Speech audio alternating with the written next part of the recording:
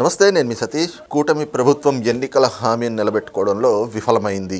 ఈ రోజున సంక్షేమ పథకాలన్నీ కూడా అమలు చేస్తున్నామని చెప్తున్నప్పటికీ కూడా సూపర్ 6 అనేటువంటిది సూపర్ ఫ్లాప్ అయిందంటూ కూడా ఏదైతే కూటమి ప్రభుత్వం అమలు చేస్తున్నటువంటి పథకాలపైన వైసీపీ చేస్తున్నటువంటి ఆరోపణలు, మరి ఇందులో ఎంతవరకు వాస్తవం ఉంది అనేటువంటి అంశాలు మనతో చర్చించేందుకు ప్రముఖ రాజకీయ విశ్లేషకులు అంకమరావు గారు ఉన్నారు. సార్ నమస్తే. నమస్తే అమ్మా. సార్, ముఖ్యంగా సంక్షేమ పథకాలు అనేటువంటిది ఒక్కొక్కటి కూడా ఏ రకంగా అమలు చేయాలి అని చెప్పి ఒక క్యాలెండర్ పెట్టి అమలు చేస్తున్నాం మేము అని చెప్పేసి చెప్తా ఉన్నారు. ఇక తాజాగా చూస్తే ఫ్రీ బస్సు, స్త్రీ శక్తి పథకంలో భాగంగా ఫ్రీ బస్సును కూడా అమలు చేశారు. అయితే ఫ్రీ బస్ పేరుతోటి మహిళల్ని మోసం చేసింది కూటమి ప్రభుత్వం అంటూ వైసీపీ నేతలు చేస్తున్నటువంటి ఆరోపణలు. ఇక రోజా గారు అయితే కనుక మరి ఆవిడొచ్చి చంద్రబాబు నాయుడుకి ఆడబిడ్డలు లేరు కాబట్టే ఆడవాళ్ళకి ఇచ్చినటువంటి హామీల్ని అమలు చేయడంలో బాధ్యత తీసుకోవట్లేదు, జగన్మోహన్ రెడ్డి అయితే కనుక ప్రతి మహిళను తన తోబుట్టుగా చూసుకున్నాడు, అన్ని సంక్షేమ పథకాలు అమలు చేశాడు, ఈ రోజున ఫ్రీ బస్ పేరుతోటి మళ్ళీ మోసం చేశారు అంటూ ఆవిడ చేస్తున్నటువంటి ఆరోపణలు ఎలా చూడాలి? జగన్మోహన్ రెడ్డి గురించి అంత తక్కువగా మాట్లాడుకుని అంత మంచిది. రోజా గురించి కూడా ఈరోజు ఆమె మాట్లాడటమే తెలుసు తప్ప పనిచేయటం రాదు. అలాగే ఆ మీద ఉన్న అభియోగాలు కూడా ఈరోజు ముసురుకు వస్తూ ఉన్నాయి. ఆడుదాం ఆంధ్రాలో ఏం సమాధానం చెప్పిద్దో చూడాలి. రిషికొండ గురించి ఏం మాట్లాడిద్దో కూడా చూడాలి రేపు పొద్దున న్యాయస్థానం ముందు. అవన్నీ ఆమె తరుముకుంటూ వస్తున్నాయి. ఆమె అలానే మాట్లాడేది అయితే కొత్త ఏం కాదు. ఎందుకు జగన్మోహన్ రెడ్డి కావచ్చు, లేకపోతే రోజా కావచ్చు, వాళ్ళ శ్రేణులు కావచ్చు ఈ విధంగా మాట్లాడుకుంటున్నారు అంటే, వీళ్ళు పథకాలు తీసుకొస్తున్నారు, గతం కంటే అదనంగా ఇస్తున్నారు. ఇప్పుడు 3,000 పింఛను అంటే 1,000 రూపాయలు పెంచడానికి అతనికి 5 సంవత్సరాలు పట్టింది. వీళ్ళు 1,000 రూపాయలు పెంచడానికి ఒక నెల రోజులు కూడా టైం తీసుకోలేదు. జూన్ 12వ తారీఖున అధికారంలోకి వచ్చారు, జూలై 1వ తారీఖున ఇచ్చేశారు. అంటే 19 రోజులకే ఇవ్వటం కూడా జరిగింది. కాబట్టి అది వీళ్ళు చెప్పుకోలేకపోతున్నారు. అది తప్పైతే జగన్మోహన్ రెడ్డిది కాదుగా. తప్పుడు మాటలు మాట్లాడేవాళ్ళు, తప్పుడుగా ప్రచారం చేస్తున్న వాళ్ళని మక్కెలు ఎరగదీసి బొక్కలో వేయద్దా? ఎందుకు మీరు ఉదాసీనంగా ఉంటున్నారు? వాళ్ళు ప్రశ్నిస్తే మీరు ఎందుకు ఎదురుదాడి చేయట్లేదు? ఎందుకు మీరు సమాధానం చెప్పట్లేదు? ఎందుకు మీరు ప్రచారం చేయట్లేదు? ఇన్ని పథకాలు తీసుకొచ్చారే మీరు. దీపం పథకం కావచ్చు, తల్లికి వందనం కావచ్చు, అన్నదాత సుఖీభావ కావచ్చు, ఇప్పుడు ఫ్రీ బస్సు కావచ్చు. మీరు వాళ్ళు చేసిన దానికంటే అదనంగా ఇచ్చుకుంటూ వస్తున్నారు, బాగా చేసుకుంటూ వస్తున్నారు. కానీ ప్రచారం ఏది? ప్రజల్లోకి ఏ విధంగా వెళ్తుంది? మీ శ్రేణులు ఎందుకు తిప్పికొట్టలేకపోతున్నాయి? సమర్థవంతంగా దీనికోసం ప్రత్యేకంగా మీరు ఎందుకు కేటాయించలేకపోతున్నారు? తప్పి మీరు పెట్టుకున్న వాళ్ళు అనుకోవాల్సిన ప్రయోజనం ఏముంది? ఏ తల్లికి వందనం గురించి కావచ్చు, లేకపోతే ఫ్రీ బస్సు గురించి కావచ్చు, వాళ్ళు అడారనుకోండి, సో వాట్? ఏంటి మీరు ఎందుకు మాట్లాడాలా? మేము ఎందుకు సమాధానం చెప్పాలని ఒకళ్ళు ఎందుకు మాట్లాడట్లేదు? వాళ్ళు అడిగిన దానికి మీరు ఎక్స్ప్రెషన్ ఇవ్వాల్సిన అవసరం ఏంటి? మీరు చేసుకుని వెళ్తున్నారే కదా. మీరు వాళ్ళు తప్పుడు ప్రచారం చేస్తున్నారు, తప్పుడు రాతలు రాస్తున్నారు, ఇష్టారీతిగా వాళ్ళకు అనుబంధ పత్రికలు కావచ్చు, ప్రసార మాధ్యమాలు కావచ్చు వాళ్ళకు అనుకూలంగా చేస్తున్నాయి. ఎవరి మీద మీరు చర్యలు ఎందుకు తీసుకోవట్లేదు? ప్రభుత్వం వచ్చిన కాడి నుంచి విషపరాతలు రాస్తూనే ఉన్నారు కదా. ఎందుకు చర్యలు తీసుకోవట్లేదు? చర్యలు తీసుకోబోబట్టే ఈరోజు వాళ్ళు మాట్లాడుతున్నారనైతే నేను అంటున్నాను. ఇద్దరి మీద చర్యలు తీసుకుంటా ఉంటే మిగిలిన లాగేవాళ్ళు కదా. వర్రా రవీంద్రరెడ్డి, బోరుగడ్డ అనిల్ అనే వాళ్ళని ఇద్దరు అదుపులో తీసుకుంటే 2 నెలలు అందరి నోళ్ళు మూతపడ్డాయి కదా. మరి ఈరోజు ఎందుకు లెగుస్తున్నాయి? ఇది ఒకసారి ఆలోచించుకోవాలి కూటమి ప్రభుత్వం. ఈరోజు ఫ్రీ బస్సు 5 బస్సులకు అవకాశం కలగజేశారు. 74.5% ఉన్న బస్సుల్లో వీళ్ళు ప్రయాణానికి ఈరోజు సౌకర్యాలు ఏర్పాటు చేస్తూ ఉన్నారు. తెలంగాణలో లాగో కర్ణాటకలో లాగో వచ్చిన వెంటనే ఆలోచించారు. అక్కడ ఉన్నటువంటి అధ్యయనం చేయించారు. తెలంగాణలో ఎలా ఉంది, కర్ణాటకలో ఎలా ఉంది, లోపాలు ఏంటి, అలాంటి లోపాలు ఇక్కడ రాకుండా ఎలా చేయాలి అని చెప్పని. ఈరోజు మా ఊరు నుంచి గుంటూరు వెళ్ళాలి, బస్సులో వెళ్తారు కదా, మధ్యలో ఆగాల్సిన అవసరం లేదు కదా. గుంటూరు నుంచి ఇంకోసాటికి వెళ్ళాలి, వెళ్తున్నారు కదా బస్సులకి. ఇప్పుడు పుణ్యక్షేత్రాలకు కూడా లేకపోతే ఘాటు రోడ్లకు కూడా ఏ విధంగా మరి మార్గదర్శకాలు చూపిస్తూనే ఉన్నారు కదా. ఇవి చెప్పలేరా వీళ్ళు? ఇది మాట్లాడలేరా? మీరేమిచ్చారు? ఇవ్వలేదు కదా వాళ్ళు. మీరెవరు మాట్లాడటానికి? మాట్లాడే హక్కు మీకు ఎక్కడుంది? మేము ఇస్తున్నాం, అమలు చేస్తున్నాం. మీరెవరు మాట్లాడటానికి? వీళ్ళు ఎందుకు మాట్లాడట్లేదు? ఈరోజు రోజా మాట్లాడుతుందంటే, ఇష్టారీతిగా మాట్లాడుతుందంటే, ఇప్పుడు దాకా ఆమె మీద ఇన్ని అభియోగాలు ఉండి రోజుకో రకంగా మాట్లాడి, ఆ రోజు భువనేశ్వర్ గారి గురించి మాట్లాడి, చంద్రబాబు నాయుడు గారి గురించి మాట్లాడి, లోకేష్ బాబు గారి గురించి మాట్లాడి, నారా బ్రహ్మణి గురించి మాట్లాడి, పవన్ కళ్యాణ్ గురించి మాట్లాడి, ఇంతమంది మీద ఇష్టారీతిగా మాట్లాడితే ఈరోజు విచ్చలవిడిగా మీరు ఆంధ్ర రాష్ట్రం మీద ఇష్టం మాట్లాడే అవకాశం కలగజేస్తున్నారు కదా. మాట్లాడకేం చేస్తారు చెప్పండి? ఎప్పుడు మాట్లాడకుండా ఉంటారు? తప్పుడు మాటలు మాట్లాడిన వాళ్ళని చట్టబద్ధమైన చర్యలు తీసుకుంటే రెండో వాడికి అర్థమైంది కదా, భయం అనేది పుట్టింది కదా, ఆ భయం లేకుండా చేస్తున్నారు కదా. ఈరోజు సాక్షి దినపత్రిక కావచ్చు, సాక్షి ప్రసార మాధ్యమం కావచ్చు, ఇప్పుడు ఎన్నోసారి ఈ విధమైన విషయ ప్రచారాలు చేయటం తప్పు. అంటే ప్రభుత్వం తీసుకున్న నిర్ణయాలను కూడా తప్పుడు రాతలతోటి వక్రీకరించి జరిగినవి కూడా జరగనట్టుగా రాస్తూ వాళ్ళు జరిగే వాటి గురించి కూడా వాళ్ళు ఈ విధంగా రాస్తున్నారు. అంటే ఈరోజు వరకు మీరు ఎన్నిసార్లు చర్యలు తీసుకున్నారు, ఎన్నిసార్లు న్యాయస్థానం ద్వారా తాకీదులు ఇచ్చారు? అది కదా వాళ్ళ కలుసు.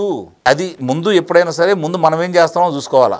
ఇన్ని పథకాలు ఇస్తున్నారు, మీరు ప్రచారం చేసుకోవట్లేదు, ఆ ప్రచారంలో భాగంగా కొంతమంది నియమించుకొని వాళ్ళ చేత చెప్పించట్లేదు.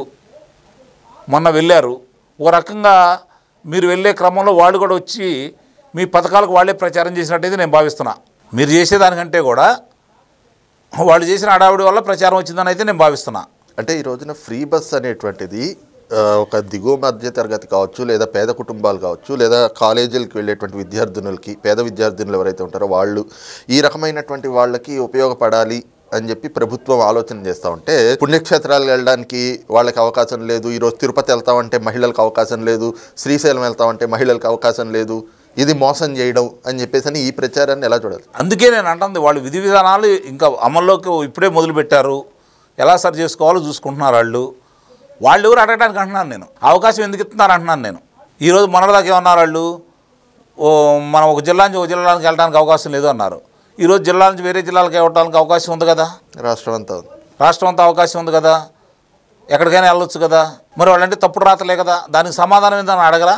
దేవాలయాలకు చూపించారు కదా, ఇప్పుడు ఘాట్ రోడ్లకి ఏ విధంగా అయితే మార్గదర్శకాలు మళ్ళీ చూపిస్తూనే ఉన్నారు కదా, పుణ్యక్షేత్రాలకు వెళ్ళడానికి సంబంధించినటువంటి విధి విధానాలు కూడా ఈరోజు చేస్తూనే ఉన్నారు కదా. దాన్ని దృష్టితో చూసుకోకుండా మీరు ఇప్పుడు మామూలుగా ఒక డిపో నుంచి ఒక డిపో బస్సు వెళ్ళిద్ది, అవునా?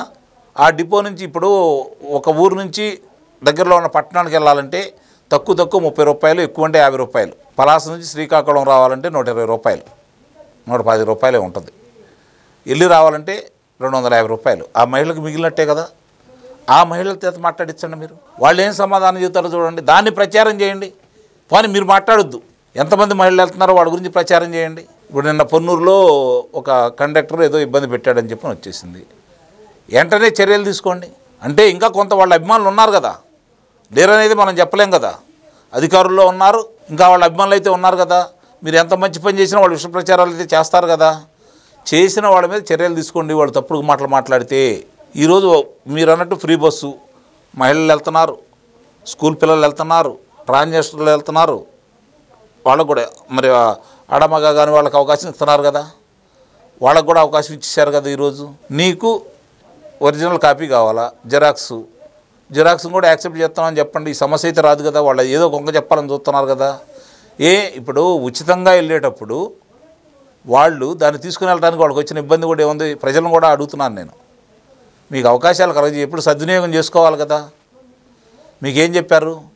ఓటర్ ఐడిని యాక్సెప్ట్ చేశారు, ఆధార్ కార్డుని యాక్సెప్ట్ చేశారు, రేషన్ కార్డుని యాక్సెప్ట్ చేశారు. ట్యాప్ ఒకటి తీసుకెళ్ళవచ్చు కదా మీరైనా సరే. మీకోసమే కదా ప్రభుత్వం చేస్తుంది వాళ్ళ కోసమే కదా. దానివల్ల ఉపయోగం వాళ్ళకే జరుగుతుంది కదా. మీరు అన్నట్టు స్కూల్ పిల్లలకి వెళ్ళటానికి, కాలేజీలకు వెళ్ళటానికి ఈరోజు ఇబ్బందులు పడేవాళ్ళు కదా వాళ్ళు. ప్రభుత్వం కూడా ఇప్పుడు దాకా అధ్వానం చేసిన దాని ప్రకారం ఎవరికి ఏ టైంలో ఎంత బస్సులు అదనంగా ఎక్కడ కేటాయించాలి, మహిళలు ఎంతమంది పెరుగుతారు దీనివల్ల. సహజంగానే ఇంతకుముందు అంటే ఆటోలో డబ్బులు పెట్టుకోవాలి. నాకు తెలిసిన వరకు ప్రతి ఇంటికి ఆర్థిక మంత్రి ఎవరైనా ఉన్నారు అంటే మహిళ.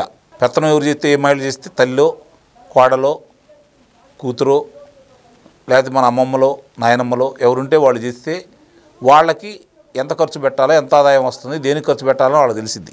వాళ్ళు ఈరోజు బస్సులు ఉండయి, బస్సులో వెళ్ళాలనుకోండి, ఆటోలు ఎక్కరు కదా, వాళ్ళు ఆగుతారు. అంటే ఒకరోజు 2 రోజులు ఇప్పుడు దాకా బస్సులకు ఎంతమంది ప్రయాణం చేస్తున్నారు అనే దాని మీద వాళ్ళు దృష్టి పెట్టారు. ఇప్పుడు దీనివల్ల అదనంగా పెరుగుతారు కదా.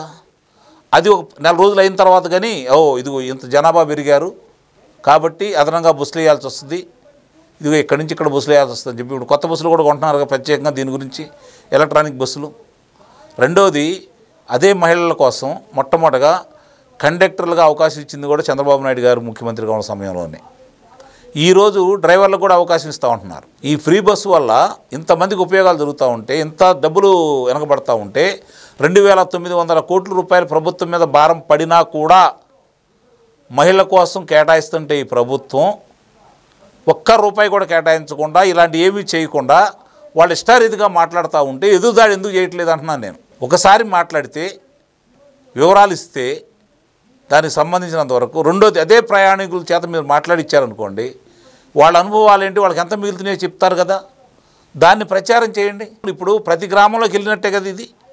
ప్రతి గ్రామం నుంచి పట్టణాలకు రావడానికి అవకాశం ఉంది కదా. ఈరోజు అన్ని బస్సు సౌకర్యాలు ఉన్నాయి కదా. 5 రకాల బస్సులు, పల్లె వెలుగు, అల్ట్రా పల్లె వెలుగు, ఎక్స్ప్రెస్, మామూలుగా డీలక్స్, దాంట్లో అప్గ్రేడ్ ఉండదాని కావచ్చు, అంటే టౌన్లో తిరిగే మెట్రో దానికి సంబంధించింది కావచ్చు, మొత్తం 5 అవకాశాలు ఉన్నాయి కదా. ఇప్పుడు మామూలుగా మనకు తెలిసినంత వరకు చాలా పట్టణాల్లో, అంటే ఒక రకమైనటువంటి పట్టణాల్లో తిరగడానికి, లోకల్గా తిరగడానికి ఉండవు. ఓ విజయవాడ, ఓ గుంటూరు, విశాఖపట్నం ఇట్లాంటి చోట్ల ఉంటున్నాయి. మిగిలిన చోట్ల లేవు కదా. అక్కడ ఇటు లేవు అంటే ఎట్లా? కొత్తగా ఏం ఏర్పాటు చేయట్లేదు కదా. అక్కడ కావాలని అడిగితే ఎట్లా? అది కూడా ఎట్లా చేయాలి అనేది ఆలోచించుకుంటారు వీళ్ళు. వాళ్ళకి అవకాశం ఇవ్వాలి కదా. ఏం జరుగుతుంది, ఎట్లా జరుగుతుంది, వాడు ముందు అసలు ఎక్కడెక్కడ ఇబ్బందులు ఉన్నాయని చెప్పి సరి చేసుకోవాలి కదా. ఆ సరి చేసుకున్న క్రమంలో సమయం కూడా ఇవ్వకుండా ఇవాళ ఇస్తే ఆ మధ్యాహ్నం నుంచే మొదలుపెట్టారు.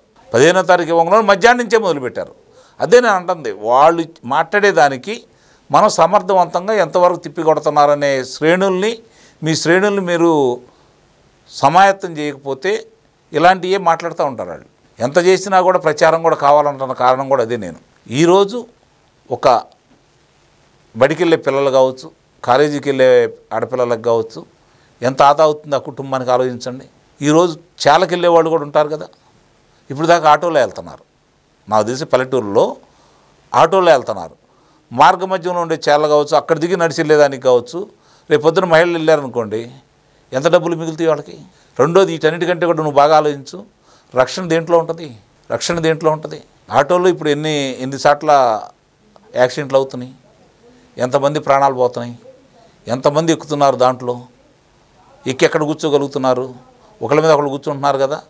దీంట్లో నుంచుంటారు, కాకపోతే నుంచున్నా కూడా మీరు సేఫే కదా. దాంట్లో కూర్చున్నా కూడా సేఫ్ అయితే కాదు కదా. మరి ఇన్ని సౌకర్యాలు దీంట్లో ఉన్నాయి కదా. అందుకే ఈ అనుభవాలన్నీ కూడా ప్యాసింజర్లు చెబుతారు, ప్రయాణికులు చెబుతారు, ఎంత మిగిలినాయో వాళ్ళు చెబుతారు. కనీసం వాళ్ళ దగ్గర నుంచి ఫీడ్బ్యాక్ తీసుకోండి, వాళ్ళతో మాట్లాడించండి. వాళ్ళ సమక్షంలో కండక్టర్ డ్రైవర్ చేత మాట్లాడించండి. వాళ్ళకి ఏమైనా ఇబ్బందులు ఉన్నాయో కనుక్కోండి, అవి ఎలా సరి చేయాలో చూసుకోండి. వీళ్ళ గురించి అసలు మీరు పట్టించుకోవద్దని నేను భావిస్తున్నాను. Thank you.